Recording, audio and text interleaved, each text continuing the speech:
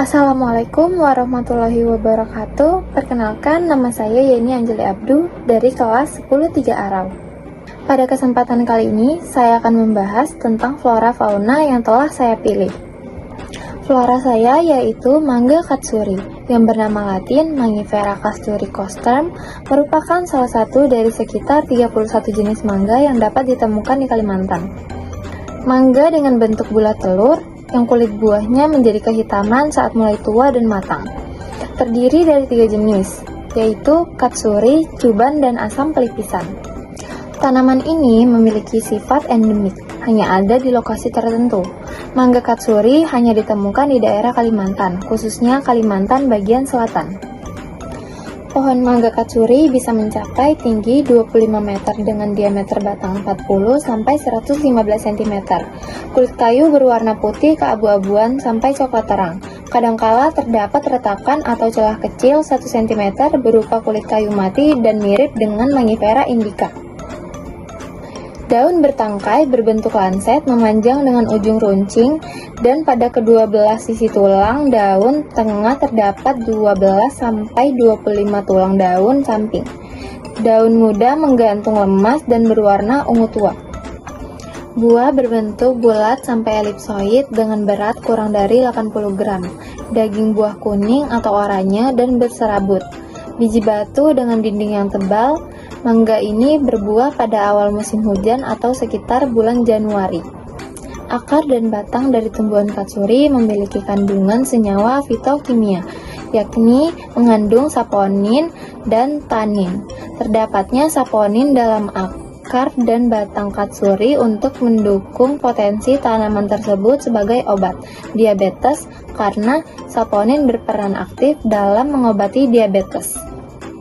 Pada sebuah penelitian, buah mangga katsuri terbukti mengandung nutrisi yang bermanfaat bagi tubuh manusia, misalnya terpenoid dan polifenol, yang dapat bertindak sebagai zat antioksidan.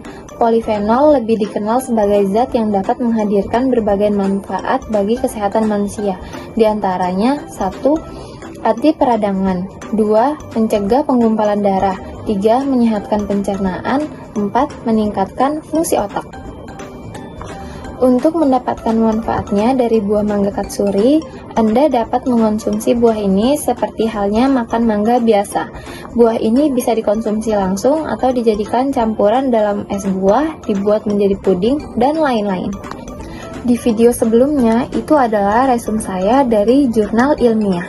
Pada resume saya yang telah saya cari dan saya tulis di buku tulis, saya akan menjelaskan kembali di video berikutnya.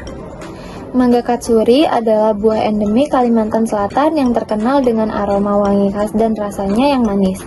Buahnya berukuran kecil, 6-8 cm, berbentuk bulat lonjong, kulit berwarna hijau kehitaman. Saat matang dan daging buah berwarna oranye cerah, rasanya manis, harum, sedikit berserat, dan sangat disukai masyarakat. Mangga katsuri termasuk tumbuhan yang langka di alam liar dan hanya tumbuh secara alami di Kalimantan.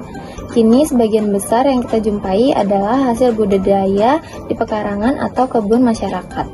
Buah ini sering dimakan segar, dijadikan jus, sirup, selai, atau manisan. Karena sifatnya yang khas, mangga katsuri ini menjadi salah satu ikon buah khas Kalimantan. Mangga katsuri ini masuk dalam daftar IUCN Red List sebagai spesies yang terancam punah di alam, sehingga upaya konservasi dan budidaya sangat penting untuk mencegah kepunahan total. Di sini saya akan membacakan fauna saya, yaitu beruang madu yang bernama ilmiah Helarctos malayanus. Beruang madu ini merupakan jenis yang paling kecil dari ke-8 jenis beruang yang ada di dunia. Berat badan berkisar antara 30-60 kg, namun data dari alam sangat terbatas. Beruang madu ini mempunyai penciuman yang sangat tajam sehingga dapat cium bekas injakan satwa lain maupun manusia. Penglihatan diduga biasa saja, sedangkan pendengaran cukup peka. Hutan hujan tropis merupakan habitat utama beruang madu. Kayu hutan tersebut dinilai tinggi oleh manusia dan sedang dikonservasikan dengan cepat ke hutan sekunder, perkebunan, pertanian, peternakan, dan pemukiman. Malaysia dan Indonesia merupakan pengekspor kayu keras tropis terbesar di dunia. Kepadatan dan jumlah populasi dan kesediaan makanan belum diketahui dengan pasti, namun sudah dapat dipastikan bahwa dampaknya negatif. Kegiatan manusia yang diuraikan di atas menggantikan hutan dataran rendah yang asli dengan hamparan lahan yang tidak dapat dimanfaatkan beruang madu. Habitat yang dibutuhkan beruang menghilang, termasuk tumbuhan, serangga, dan makanan lain yang dibutuhkan beruang. Oleh karena makanan aslinya sudah tidak ada, terkadang beruang madu memakan tanaman pertanian, terutama umbut kelapa, sehingga tanaman tersebut mati. Beruang-beruang tersebut diburu dan sering dibunuh. Beruang madu merupakan omnivor, berarti kan memakan banyak jenis makanan. Makanan utamanya adalah serangga, terutama rayap, semut, larva kumbang, dan kecoa hutan. Yang kedua adalah banyak jenis buah-buahan. Apabila tersedia, kalau beruang bisa dapat, mereka sangat suka dengan madu, terutama dari jenis kelulut, stingless bees. Di pinggiran hutan, beruang terkadang memakan umbutan jenis-jenis palam, dan kemungkinan terkadang memakan jenis mamalia kecil dan burung. Kukunya yang panjang, tajam, dan melengkung memudahkan beruang madu untuk menggali tanah, membongkar kayu jabuk. Keterangan yang ada tentang sistem sosial beruang madu yang liar masih sangat terbatas dan berasal dari observasi kebetulan serta implikasi dari bentuk badannya. Beruang madu diduga satwa yang bersifat soliter, sama halnya dengan jenis beruang lain. Beruang madu dianggap pemalu yang biasanya berusaha menghindari berhadapan dengan manusia, dibantu penciumannya yang tajam. Bahkan beruang lain, mereka dapat berjalan sangat diam sehingga gerakannya tidak terdengar.